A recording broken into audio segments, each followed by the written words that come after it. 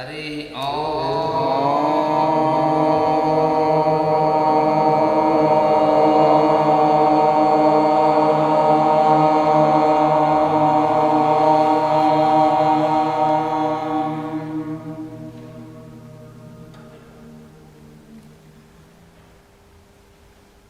Shanno mitrasyam varunaha Shanno bhavatvaryama Shanna indro bruhaspatihi Shanno vishnurukramaha Namo brahmane Namaste Vayo Tvameva pratyaksham brahmasi Tvameva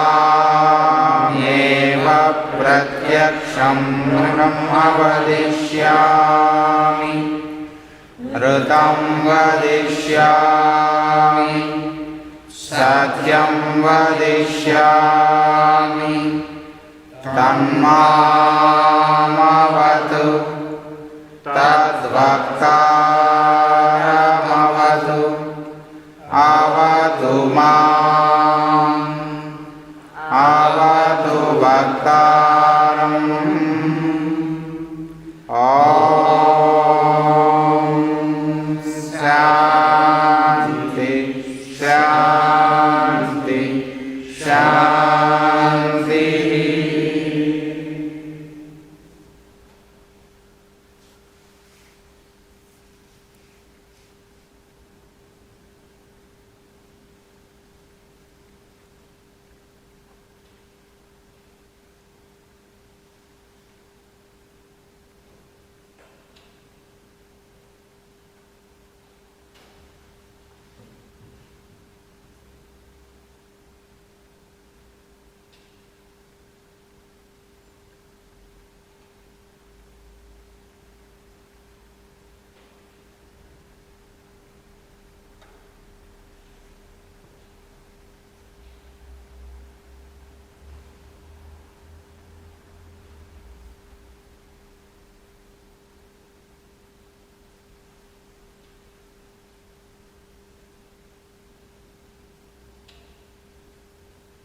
Welcome to all of you. Iedereen hartelijk welkom. And I express my heartfelt thanks to all of you once again for this opportunity of our studying each time a subject from the topic yoga. En ik dank u allen mij de gelegenheid gegeven hebben om telkens ik hier kom samen een onderwerp van yoga te kunnen bestuderen. And all what we study here, it is with the blessings of the holy masters, Master E.K. and Swami Yogeshwarananda. En dat we hier samen kunnen studeren is vanwege de zegen die we ontvangen van meester Eka en van Swami Yogeshwarananda. Because this place was blessed by their presence. Want deze plaats was gezegend door hun aanwezigheid. So since that time, every time when we are here, our brother Samanji and our respected Atmamaniji, they are providing us this opportunity. Telkens we hier zijn, laat staat Atmamuni en Suman toe dat we van deze gelegenheid kunnen gebruik maken. And all of you with your wonderful presence. En iedereen van u met uw prachtige aanwezigheid. So for the subject of yoga, Zo wat het onderwerp yoga betreft, the most authentic text, one is Bhagavad Gita and the other is Yoga Sutras of Patanjali. zijn de meest authentieke teksten Bhagavad Gita en de sutras van Patanjali. And all the subsequent subjects and others, they have developed the teachings of these books. En al de rest is gekomen uit het onderricht dat zich in deze boeken bevindt. And so, any yoga teaching in accordance to these two texts is considered to be most practical and authentic. En eender welk onderricht dat gebaseerd is op eender van beide teksten, wordt als authentiek en praktisch beschouwd. Because you find in these two texts a very lucid, simple, straight, most applicable instructions. Want in deze teksten tref je zeer heldere, lucide, eenvoudige en direct onderricht aan. So this evening, the subject which was allotted is about Kriya Yoga, which was given by Patanjali in the text of Yoga Sutras. En waar we vandaag gaan over hebben, en het onderwerp dat werd uitgekozen is Kriya Yoga, zoals het uitgelegd wordt en toegelicht wordt in de sutras van Patanjali. So we come across many names given to the yoga, and this term Kriya Yoga is also very familiar for the students of yoga. En we treffen heel wat namen die aan yoga toegevoegd worden. En Kriya Yoga is er één die wel vertrouwd is voor de ernstige studenten van yoga. And we will try to understand what is explained by Patanjali about this Kriya Yoga. En we zullen trachten inzicht te krijgen in wat er door Patanjali over deze Kriya Yoga uiteengezet wordt. So the term Kriya Yoga, it has two words. One is Kriya and one is Yoga. En in deze term Kriya Yoga zijn er twee termen, zoals de eerste is Kriya en de tweede is Yoga. So Kriya means action. Kriya betekent actie. So Kriya Yoga means yoga in action. Kriya Yoga betekent yoga in actie. So mostly what you find in these two texts, Bhagavad Gita and Patanjali, is Het meeste wat je in deze teksten, zowel Bhagavad Gita als bij Patanjali aantreft, is that which is applicable and put into action. That is explained in this text. dat wat toepasbaar is en wat in actie kan gebracht worden. Dat wordt uiteengezet. You won't find any sort of what we call a philosophy and theory in these books. En in deze boeken tref je geen soort van filosofie of theorie aan. So in the text of Patanjali, in the second pada, Dus in deze tekst van Patanjali, in de tweede pada, which is called the sadhana pada. en dat wordt sadhana pada genoemd. So in this pada, the very first sutra is about Kriya Yoga. En de eerste sutra in deze pada gaat over Kriya Yoga. So the sutra runs like this. Tapas swadhyaya Ishvara pranidhanani Kriya Yoga. En dus deze tekst die zegt dus tapas svadhyaya Ishvara pranidhana Kriya Yoga. That means the Kriya Yoga is constituted by three aspects. Dat betekent dat Kriya Yoga 3 aspecten heeft. Of samengesteld is uit 3 aspecten. So one is tapas, De eerste is tapas. and second is swadhyaya, Tweede is svadhyaya. and third is Ishvara pranidhana. En de derde is Ishvara pranidhana. So now we will try to get into these three things as far as possible in a most understandable manner. En nu zullen we trachten van in deze drie onderwerpen ons te verdiepen op een zo goed mogelijk verstaanbare manier. Because these three terms you find both in the text of Bhagavad Gita and also in the text of Patanjali. Want deze drie termen tref je zowel in de teksten van Bhagavad Gita als van Patanjali aan. So the first one is tapas. Tapas means generally we say the penance. En de eerste is tapas en die wordt dikwijls vertaald als penitentie, askese. But exactly it was translated by Master Jwalpur.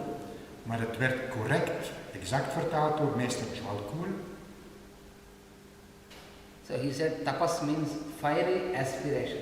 Hij zeide, tapas betekent vurig streven.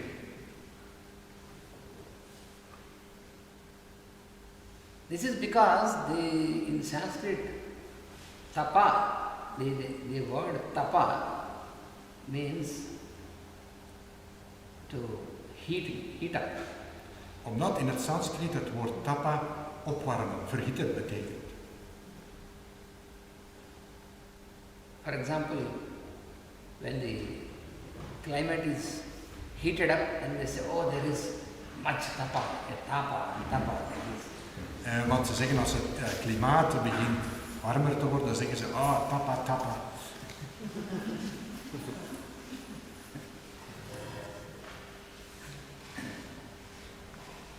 So then, what is the heat that is there in the fire, in the penitence? En waar zit dan de hitte die in de penitentie zou moeten zitten? Is it heating up the body? Is het lichaam opwarmen?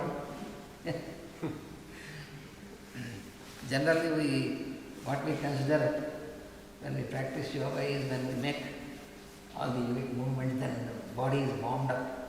En waar we dikwijls aan denken is als we yoga in praktijk brengen, dan doen we al deze bewegingen en ja, dan wordt het lichaam opgewarmd natuurlijk. Of course, that is true, but here, this tapa, the word tapa is explained in Sanskrit as tapa alochane. Dat is natuurlijk waar, maar in het Sanskriet wordt tapa vertaald als tapa alochane. That means, lochana means sight, the sense of sight. En locha wil zeggen het zintuig zien. And alochana means a deeper sight, that means an insight. Alochana betekent een dieper zicht, inzicht. So when we apply tapas, that means we get into an insight deeper and deeper into the inner light. En als we dus tapas gaan beoefenen, krijgen we een inzicht en dat dieper en dieper in het licht gaat. So therefore, this tapas means you are increasing the heat. The heat is not only in the physical, but on the higher planes also. En tapa betekent dat we hitte verhogen, niet enkel op het fysieke, maar ook eveneens op de andere vlakken. Say for example, every one of us we experience that when you think of something more and more, then you feel, oh, it is hot. So it is not just physical heat, but on the mental, and afterwards you feel hot and you think very much. Je zult het voor jezelf reeds ondervonden hebben. Als je voortdurend en geconcentreerd aan iets denkt, dan krijg je een hittegevoel in je. Het is niet louter op het fysieke vlak, maar je krijgt in je geest, in je denken, een soort van verhitting. So here, this tapas, application of tapas is when we apply tapas and then we get into the higher consciousness, that is, and the goal is to reach the inner light. The light is not just optic, but beyond optic, the light of the soul. En als we hier in onze eigen discipline tapas verhogen, dan gaan we meer licht krijgen. Niet het optische licht, maar het licht van de eigen ziel. Just for your interest, when you read some stories in the scriptures, in the Puranas, En voor uw eigen interesse, als je bepaalde verhalen in de Puranas leest, then you find that such and such yogi, he made such an intense tapas that it has produced heat into all the planes. en dan tref je aan dat die en die yogi heeft zeer veel intense tapas beoefend, die dus op alle vlakken verhitting bracht. So that means it kindles the inner light. Dat betekent dat het innerlijke licht aangewakkerd wordt. So now tapas, how can we understand tapas and in how many levels that we have to consider now? En hoe kunnen we tapas verstaan en op welke niveaus of hoeveel niveaus, dat moeten we nu eens even trachten in te zien. Tapas is on the three planes, that is on the physical plane, on the plane of speech and on the plane of mind. En tapas kan op 3 vlakken beoefend worden, op het fysieke vlak, op het niveau van spraak en op het niveau van de geest. So your physical body is also an instrument which is to be applied into tapas. Uw fysiek lichaam moet eveneens als een instrument dienen dat ingezet wordt bij het toepassen van tapas. So tapas means not just only closing the eyes and sit without doing any work. That is not tapas. Tapas betekent niet dat je ergens met je ogen gesloten gaat zitten en geen werk doet. So you can close the eyes and sit stably for some time, but this is to be applied in your daily life, how you have to make use of your physical body. En je kunt ergens voor een bepaalde tijd stil gaan zitten, dus dat toepassen op het fysieke niveau. Dat wil zeggen dat je iets in het dagelijks leven op het fysieke niveau gaat toepassen, dat je regelmatig herhaalt. And this tapas is very clearly explained in the Bhagavad Gita in the 17th chapter. En tapas wordt zeer duidelijk in het 17e hoofdstuk van de Bhagavad Gita verklaard. Because as I told you, Bhagavad Gita is a text of instructions and application to the daily life.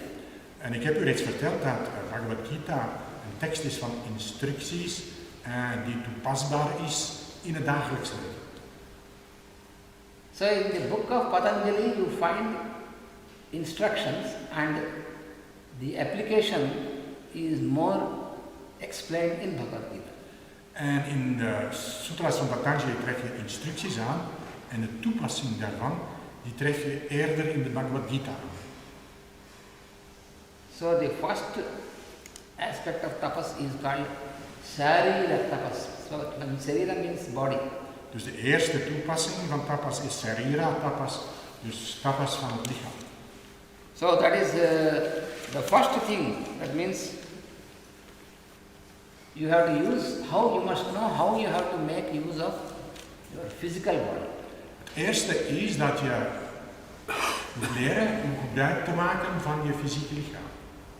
Because for spiritual practice, some of the spiritual practitioners, they misunderstood that the physical body is not of much importance. En voor spirituele praktijk zijn er een aantal van de beoefenaren daarvan die denken of van de overtuiging zijn dat het lichaam niet veel belang heeft op dat gebied. But when you are not able to make use of the instrument given to you, Maar als je niet weet of niet kunt gebruik maken van het instrument dat u geschonken is, and when you have not attained perfection on the material plane, En als je nog geen perfectie op het materiële niveau hebt bereikt, then you cannot dream of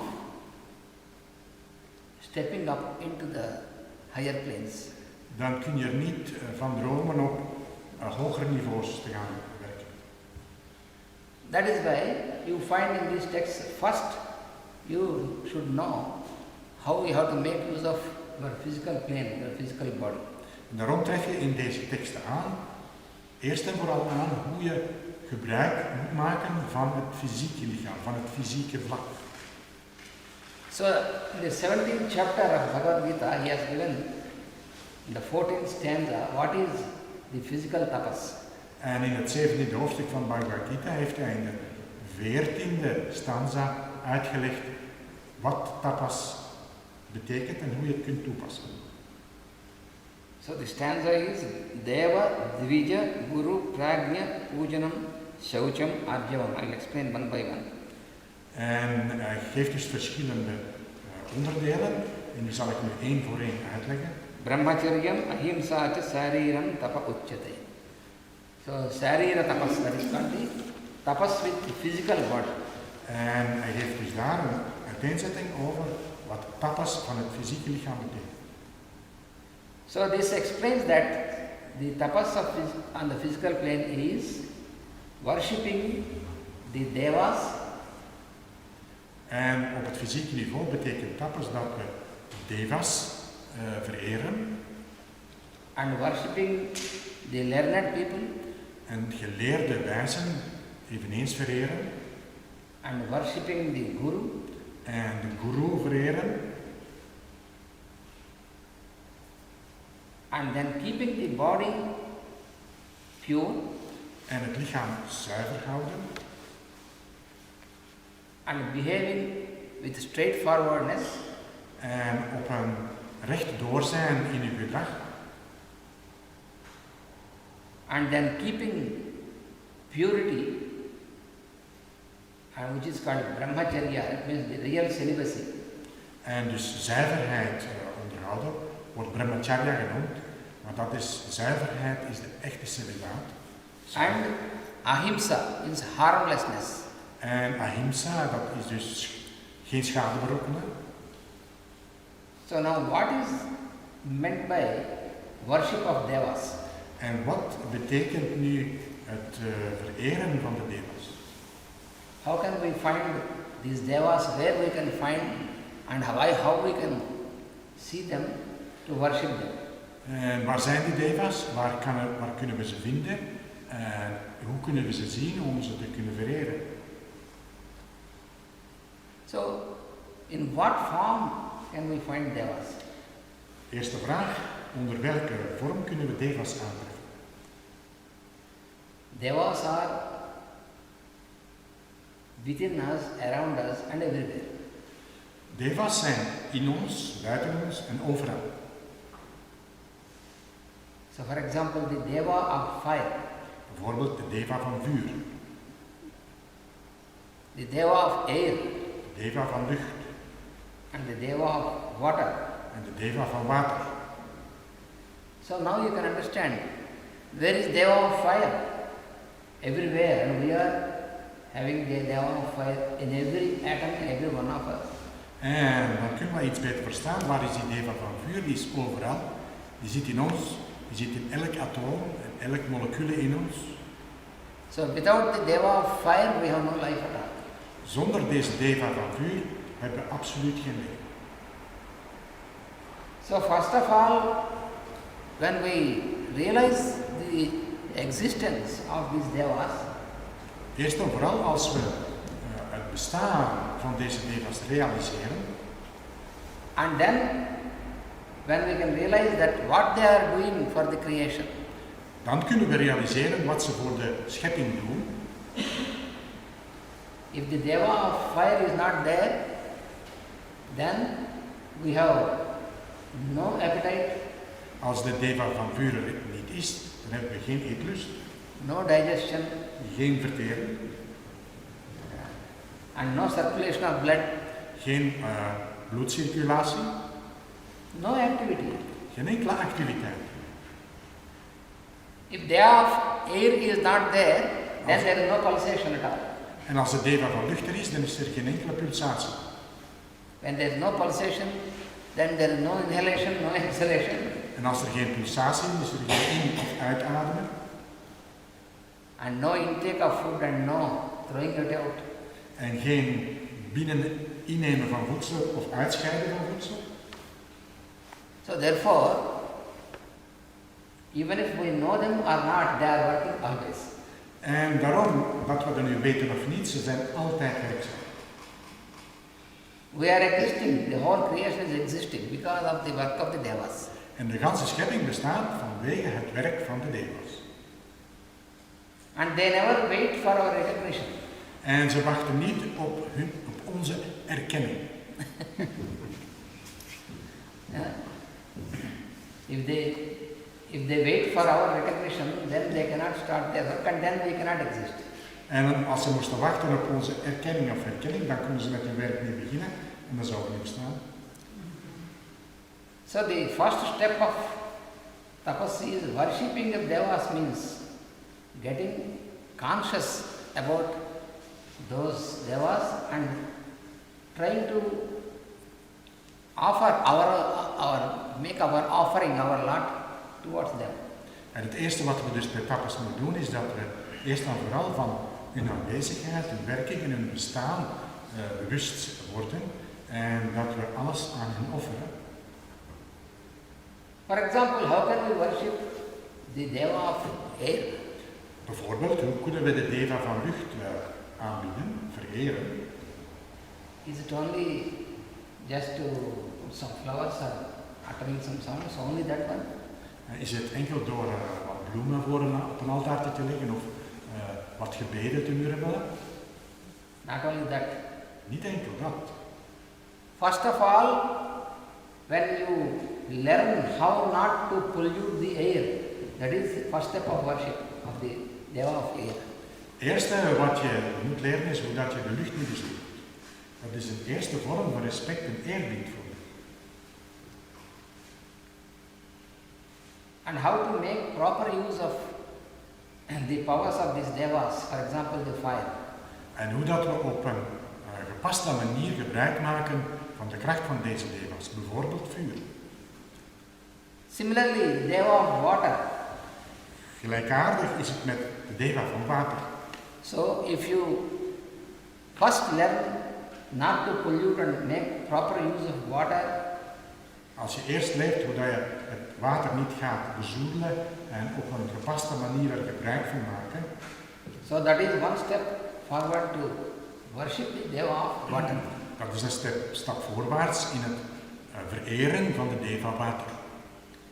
And the worshipping of devas is to try to cooperate with them in their work, because their work means they work for the creation. En vereren van de devas wil zeggen dat we samenwerken met hen, want zij werken allemaal samen om deze schepping mogelijk te maken en te onderhouden. So like this, that means it is a reflection into our civic life.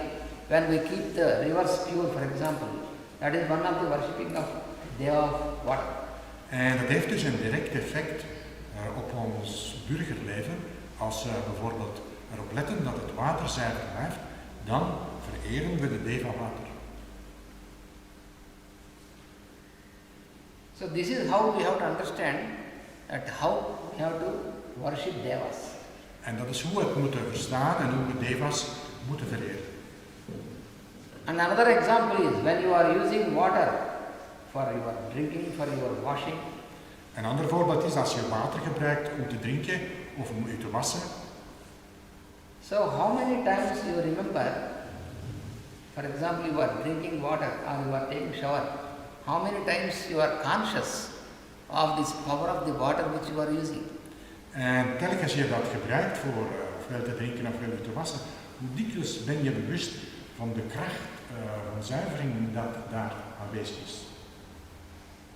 But for a non-yogic mind, Maar voor een niet-yogische geest it makes no difference. You say, oh,